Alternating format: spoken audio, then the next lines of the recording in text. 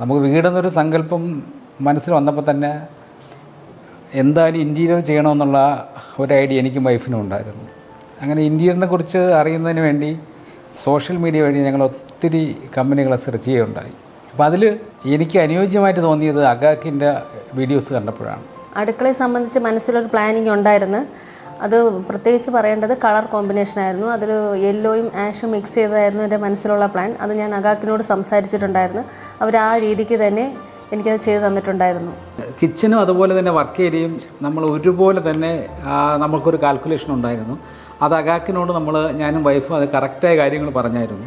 അപ്പോൾ അത് ഡിസൈൻ ചെയ്തിട്ട് അത് നമ്മുടെ മനസ്സിൽ എന്താണോ കണ്ടത് അത് നമുക്ക് അതുപോലെ ഈ വീട്ടിൽ കാണാൻ പറ്റിയെന്നുള്ളത് നമുക്ക് വളരെ സന്തോഷം നൽകുന്നൊരു കാര്യമാണ്.